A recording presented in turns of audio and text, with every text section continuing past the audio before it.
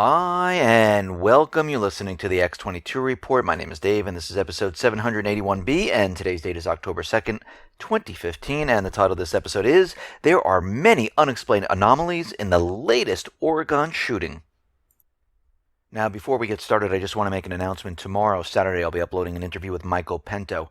And I don't say this often, but this is one of those interviews you need to listen to.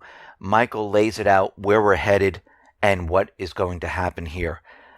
And if you are on the X22Report.com email alert system, I will email you, you'll get an alert, and you'll know the video is uploaded. If you signed up to the X22 Report Spotlight YouTube channel, YouTube should send you an email letting you know that video is there. If not, you can come right over to the X22 Report Spotlight channel on YouTube, and you'll see the video. Or you can just come over to the X22Report.com site, scroll down a little bit, look over to your right, you'll see the video, and you can play it from there. Let's get right into the economic collapse geopolitical news. Now, yesterday, we saw there was another mass shooting. And I've talked about mass shootings in many other reports. And actually, I did an interview with Dabu7 back a couple of months. And we said that mass shootings were going to start to increase because the agenda of the U.S. government central bankers is to remove the weapons from the people. And that is a fact. I mean, Obama has already created all the executive orders which actually mirror the UN Arms Treaty. And we understand there is certain legislation which is pending in the Senate, the Dianne Feinstein gun bill and other gun bills. And they're just sitting there. There's no traction. They're not getting any traction whatsoever. And they're just sitting in Congress. So what do they have to do to move these bills along? Well, they need to create some type of an event to show everyone why we need to push this along here. So we had this mass shooting yesterday in Umpqua, Oregon, at the community college. And there are very strange anomalies in this shooting. First, the shooter's name they finally released, which is Chris Harper Mercer. I think he was 26 years old. And right off the bat, we can check off on our list that he is dead, because there's always a script that they use for false flag events. And one of them is the shooter pretty much dies. So, yes, he is dead. Now, he had all the proper weapons for the false flag. And I just want to say one thing. When people hear the false flag, they always think it's completely fake and nobody dies. That's not true whatsoever. False flag really means that an entity is doing something to make you think it is real. So the government right now, I'll give you an example that happened in Turkey. Turkey had their soldiers sneak over the border into Syria, and they had missile launchers, and they fired missiles back into Turkey. And President Erdogan said, oh my God, Syria is attacking us. We must attack. So they created this instance and tried to pin the missile shooting on Syria, even though they didn't do it. The same thing's happening now. The government uses this to push an agenda, and they try to make it look like it's completely natural. Now, it doesn't mean that it's all fake. People do die. Look at 9/11, which was another false flag. The towers came down. Yes, people will die. So when you hear false flag, don't think it's all fake. People will get hurt. So he had the weapons. He had 4 guns, which they say were on him. He had an AR-15. He had more weapons back at his home, not all purchased by him. And we see certain strange things happening. Before he gunned down the people, or I should just say shot them, he asked their religion, which is strange in itself because they're trying to build this religious aspect to it, because he doesn't like organized religion. And they were going to use this in some way. Now, there are some corporate media outlets that are trying to push this story. He was also on Spiritual Passion. He called himself a mixed race, and this is like a dating site. But what's more interesting about this is that he had a MySpace account. Now, first of all, a 20-year-old having a MySpace account. I don't know many people that have a MySpace account. And a lot of people say MySpace. Well, when you look at his account, it seems like there's no history to it. It looks like it was just created. And I went to the Wayback Machine, and I see there's only one snapshot today, which means it was created in the last couple of days. Going back any further, there are no snapshots whatsoever. Then everyone says he has a Facebook account. Well, I went to the Wayback Machine, and with Facebook, they don't take many snapshots, maybe one or two.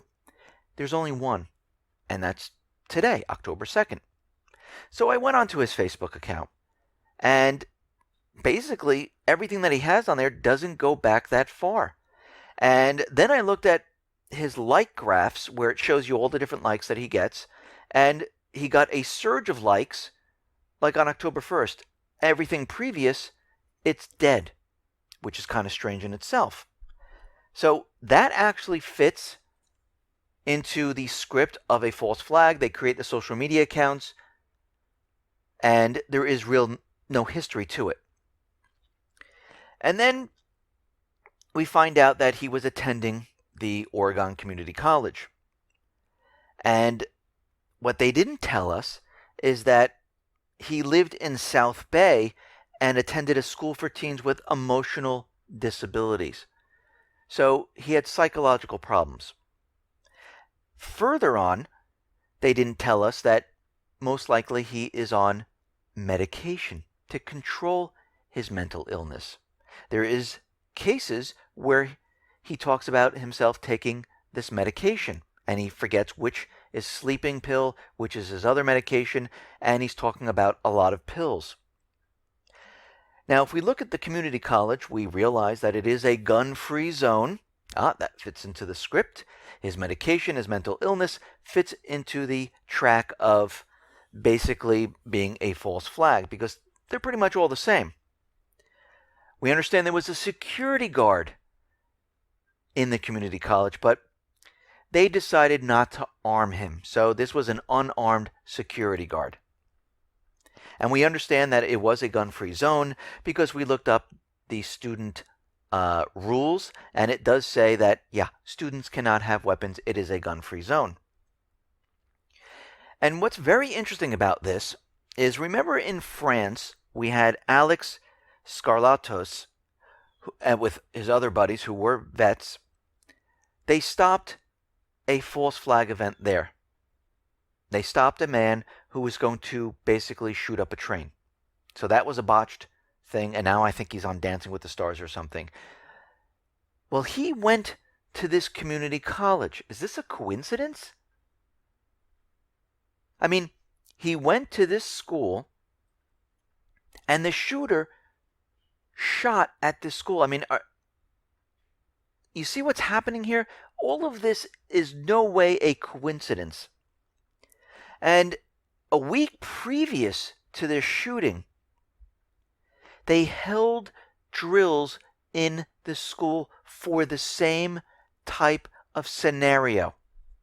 And if we look at our false flag script, there is always a drill ahead so they can practice doing this. Now, what's very interesting is that the school officials, on the same day of the school shooting, a reporter asked, "Are you going to increase school security because of what happened? Are you going to arm your security guard?" The school official says something very strange. She says it's a tragedy and an anomaly, and there is no need to increase security in the school because this is a one-off thing. Wait, what? How does she know this? And the question is, did this school or any of these people receive funds from the government? Because this is a very strange statement to make. Now, residents of Roseburg, Oregon, they are rallying around the Second Amendment in the wake of what happened there, suggesting that if the citizens had weapons, this wouldn't have happened at all. And of course, the gun control group is taking the opposite side. See, we need more laws. Now, I hate to say this, and they keep saying, well, guns kill people. No, no, people kill people. It's like saying, okay, we have a person behind the wheel of a car, and they kill a family. Did the car do it, or did the person do it? Everyone has no problem saying the person did it. Now, if the person is driving intoxicated, they have no problem saying it's the alcohol. And they don't take the cars away. They don't ban cars. But with a gun, they say it's the gun is the problem, not the person, not the medication, and maybe the mental illness. They're not even looking at this. And I'm just going with the official story from the government. I'm not even talking about how this is a false flag and how the FBI and other agencies get involved to make this happen, to create it. And I know there was an Army vet that lunged at the shooter, and he took 5 shots, and it looks like he's doing well right now. But the thing that people are saying, if this vet had a weapon on him, the shooter would have been down in no time flat. And all of this would have been avoided. So why is this all happening at this point? Well, they're trying to push gun legislation. They want the UN Arms Treaty passed. This is their whole purpose. And this is what they're trying to do. Let's refresh our memory right now on the UN Arms Treaty here. I mean, we know at this point John Kerry signed it. It is pending in the Senate. And the Senate right now says, no, we're not looking at this. We're not going to pass it. The same with the other gun legislation. It's just sitting there. And without an event, these legislation bills, they'll go nowhere. And this is why they need these events. And if this one doesn't work, they're going to push another false flag shooting, and it will be much, much bigger than this one because they're running out of time. And this is why President Obama is making the call right now and screaming, we need this. But let's take a look at the UN Arms Treaty. Article 2 of the treaty defines the scope of the treaty's prohibitions. The right to own, buy, sell, trade, or transfer all means of armed resistance, including handguns, is denied to civilians by this section of the Arms Trade Treaty. Article 3 places the munitions fired, launched, or delivered by the conventional arms covered under Article 2 within the scope of the treaty's prohibitions. Now remember, Obama came out with executive orders that mirror this. They're almost exactly the same. Article 4 places all parts and components of weapons within the scheme. He also created an executive order for that. Article 12 adds to the record-keeping requirements, mandating that the list include the quantity, value, model type, authorized international transfers of conventional arms, as well as the identity of the end user. And he has this in an executive order also. So right now, what they're doing is they're trying to push these through. And this is why Obama came out. As soon as this happened, which actually fits right into the false flag script, and the first thing he says, forget prayers, forget consoling the nation. We need to push gun control. This is ridiculous.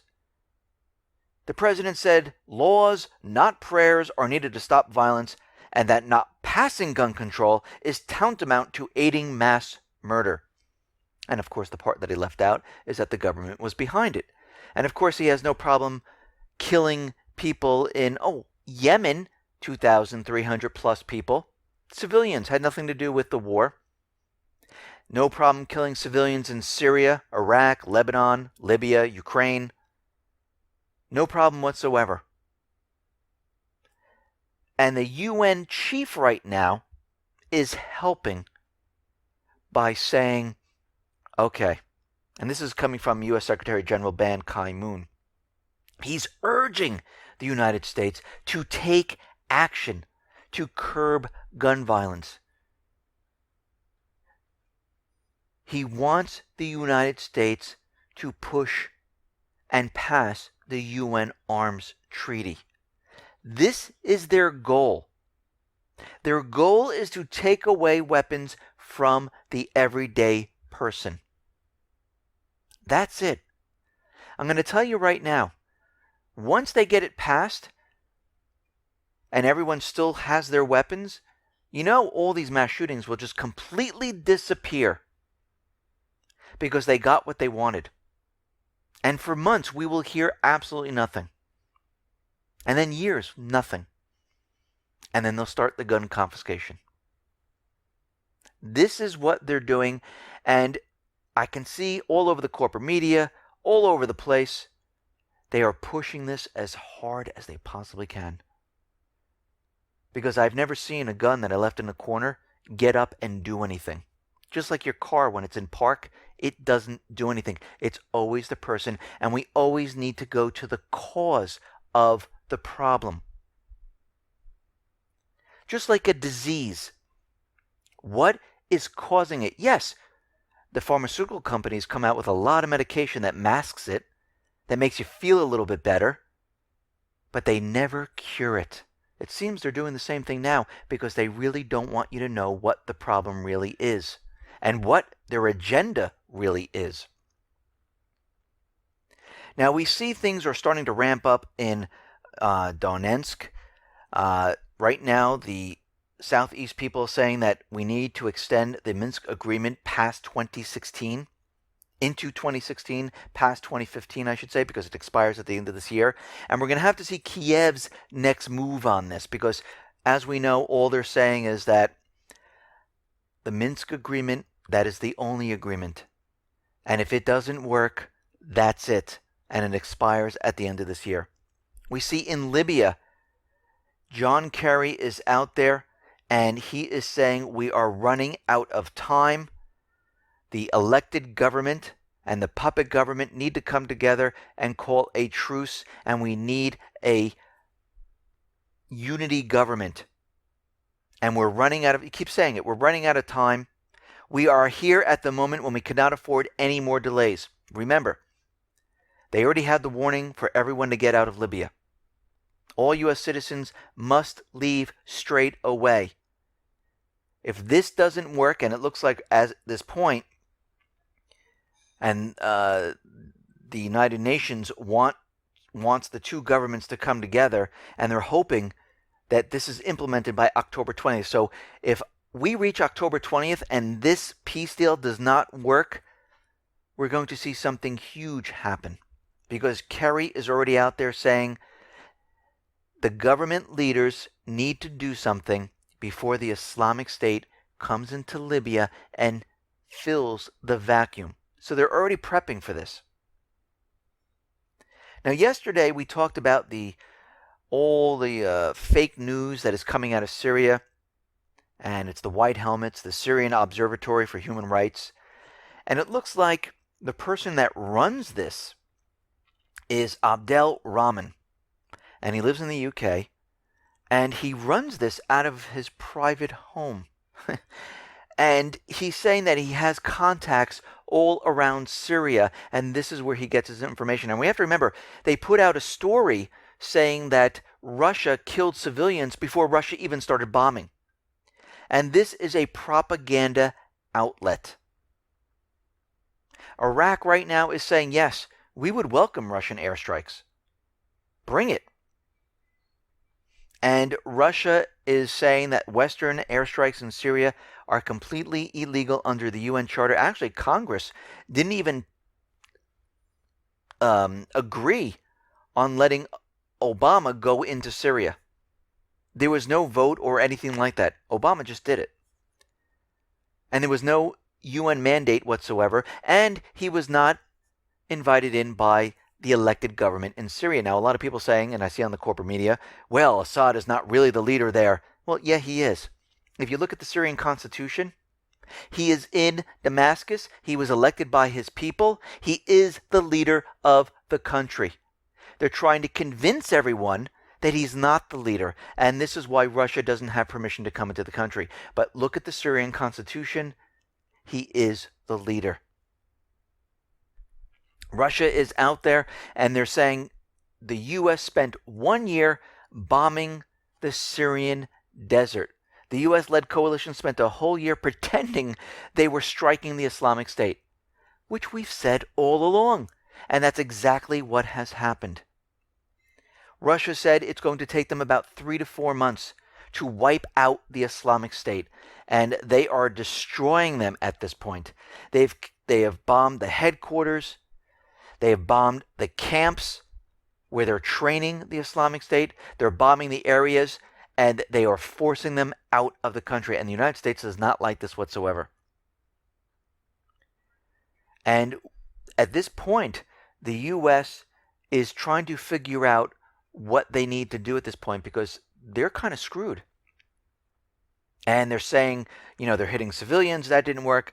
They're hitting the opposition, which is really paid mercenaries.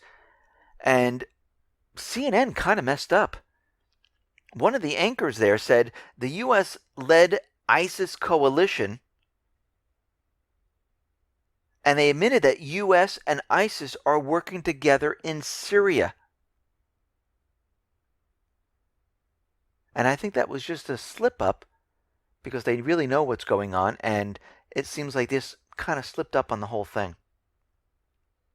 Now, remember back in Ukraine when they were giving us those blurry 1970 satellite images with all the Photoshop lines, drawn circles, arrows, and stuff like that? Well, what's amazing is that to show the Syrian airport and the Russian jets on the runway, they must have gotten new satellites, because these satellite images are crystal clear, zoomed in, and in color. And when you look at them, I can even read the numbers on the runway, because they were giving us back in Ukraine propaganda, and this is why they were blurred, black and white, far back, photoshopped. And then we have the real satellite images, because Russia really had planes in Syria. Of course, they sold a lot of these to Assad. So I guess in Ukraine the satellites don't work, and in Syria they do work. So you can see how propaganda works right now. Now, the U.S. has no plans whatsoever to share intelligence with Russia. Well, what intelligence are they going to share? They weren't really bombing the Islamic State. Yes, they have all the locations of where the Islamic State is, but they're not going to hand that over. It doesn't matter. Russia already has it. U.S. and the Allies are calling on Russia to halt the airstrikes. France, Germany, Qatar, Saudi Arabia, United States, Turkey, Britain are criticizing Russia right now, and they want them to stop because they're basically destroying their proxy army. And we can see at this point that the U.S. right now is thinking about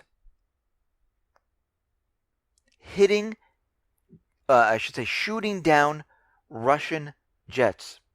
The Pentagon is considering the use of military force against Russia to protect U.S.-trained militants in Syria.